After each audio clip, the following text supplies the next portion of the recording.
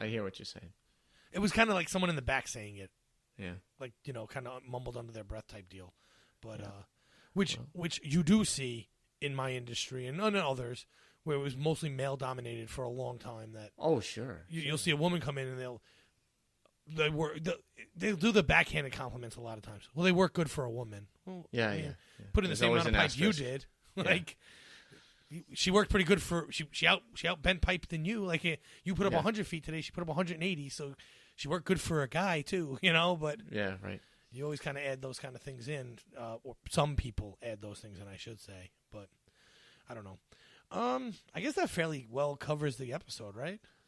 Well, I think we covered the series and the episode pretty thoroughly, and a few other things. This was a lot of fun. We went deep. Yeah, this more so than any other podcast I've done. I feel like I go much deeper into the weeds with Picard than I did with Discovery or even Enterprise. And Enterprise, we've had over a decade to think about and talk about.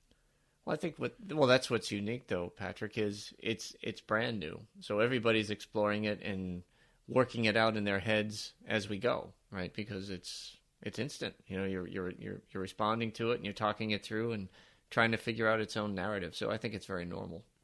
Yeah. I enjoy it. I enjoy that we can get these kind of discussions, these deep, sometimes philosophical, sometimes more literal discussions about a show we're watching every week. And that's the most important part to me about this, is that it's dropping every week, because a lot of streaming shows drop at once. Right. And you lose a lot of that if you watch the whole, if you binge watch the season. Yeah, I agree. And it's funny because so far I haven't watched any of Discovery episodes twice. But I've watched every one but the last Picard one twice, because I really wanted to get, the nuances and things. And that's nothing on Discovery, but I just think because Picard is a returning character, I'm actually a little more vested in this. I would agree. And I think also, while Picard is a returning character, Picard is completely different than the Picard we know. Yes. So I'm watching it sometimes 3 times. Usually twice or 3 times before I record with Amy, but I'll watch it again before the next one releases to try and catch any other differences from original Picard to now. Yeah, that's it. You're right, and he's on a quest to find himself all over again. Yeah, we're trying to get back to TNG is what we're trying to do. Yeah, but you know what? Because he was infallible, he wasn't realistic, right? In the first few. Let's say, the first few episodes of the first season when they're trying to figure thing out, the whole thing about being infallible and showing that off, it wasn't very Star Trek. I understand the captain has to have a command presence and be respected, but infallible was overboard for the 24th century because humans aren't. No, I agree. And I think that as it went along, he quickly changed, by the way. I mean, I love Picard. So I just, but in the beginning, the way they were playing that character, it's like, no. I especially for folks that have been aboard ships, or even if you haven't, but you served in a unit with military leaders or whatever, there's never been one person, not one, that you would go, oh, he's perfect or she's perfect. No. You wouldn't be bringing your crew in to have conferences around the nice table if you thought you had all the answers, But anyway. And if you thought you had all the answers, no one would trust you. That's right. That's right. And that doesn't, yes, that's very much a part of military life, but it's also, I've worked for foremen who knew everything. Sure. He's the biggest idiot on the job, Oh, yeah. It's the guy who knows, well, maybe I don't know everything. I know a lot. I've been around a long time. You can learn from me, but maybe I can learn a thing or two from you, too. That's usually the best guy to work for. Absolutely. Yep. I think I joked earlier calling him Mr. Perfect Pike, but that's also a wrestling character, Mr. Perfect, who that's his whole gimmick, that he was perfect at everything. I see. And that's kind of how Pike was in that. But it only works for people, or for me, I'm not going to speak for anyone else, because we only had a season of it. I see what you're saying. I mean, yeah, very suave, handsome, dynamic captain. Right. Yeah, I get it. Yes. Mm-hmm. Made no mistakes. They even tried to ruin that for us. Say that he wasn't perfect by putting his grades up on the screen. He had like one bad grade or something like that, like a C or D or something. Yeah. But they immediately went right back to him being perfect after that. But again, if he was going to be the main character, like I assume we're getting a Pike show. They have to. With all these new shows they're announcing, Pike's got to be one of them. If he's the same perfect character, that show is going to get old for me quick. Yeah. I think it would be different over time. Again, just like Picard, it was so far one way, but as time went on, it was more human. And I think also that journey. That's why All Good Things. We should name a podcast that ended so beautifully because he regretted that he didn't, interact more with the team and play cards and come down to a certain level. It didn't always have to be professional. Right. He didn't always have to be the captain. He could have been, right. Another term in my industry, like he could have been one of the boys. Yeah. And you always like the foreman who's more like you than trying to sit up on top of a hill. Mm-hmm. So, and that would be the one thing in Picard's time on the Enterprise that he was lacking in, was relating to his crew. I mean, they understood him, he understood them, but they didn't really relate to each other.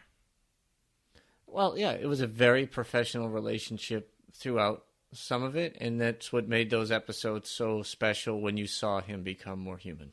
Right, and it carried into the movies to a degree, and I think it definitely has carried into Picard because that's why, Raffi calls him JL, because he became much softer in that way.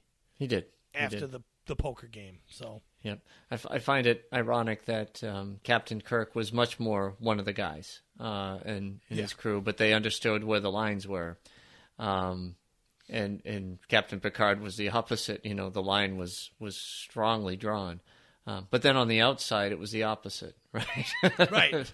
Shatner was like, "No, I'm up here, you're here," and Patrick Stewart was one of the folks. So it is kind of funny those dichotomies.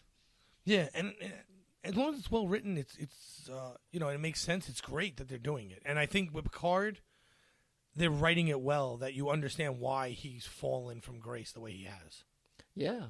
Well, that's why he's doing it. That's why Patrick Stewart's agreed to do it. It's a whole different approach.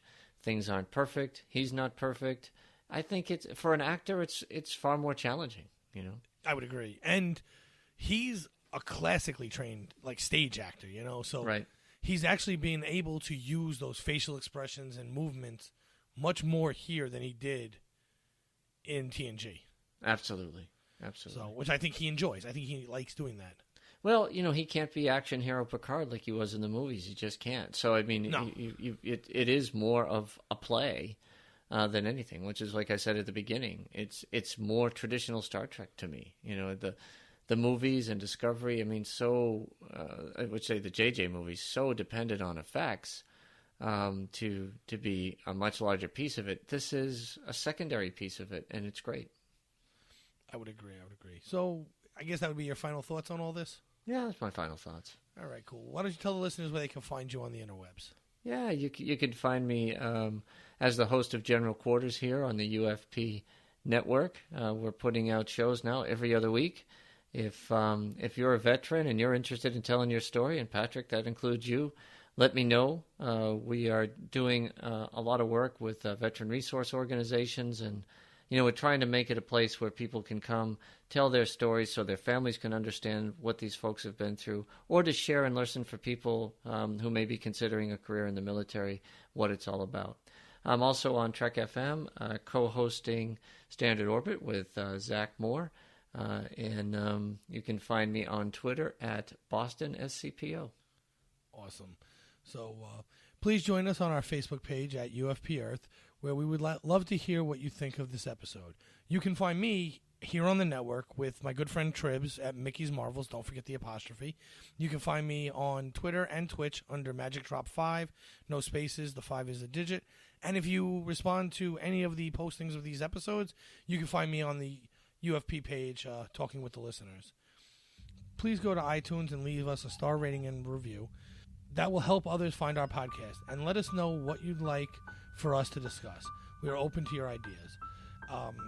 We also have, if you give a review at this point, up until the last day of March, we are going to raffle off a NCC 1701D Bluetooth speaker.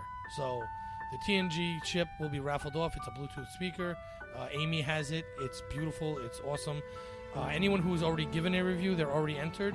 If you give a review from now until the April 1st, you will be entered in for a drawing for that. At this time, we would like to thank our executive producers who make this all possible. They are Brandon-Shea, Zach Moore, Tony Robinson, and the awesome Ken Tripp who came on today.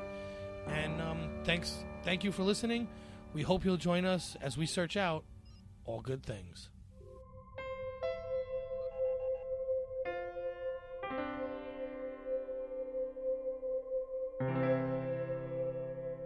This has been a production of MTMR Media Works.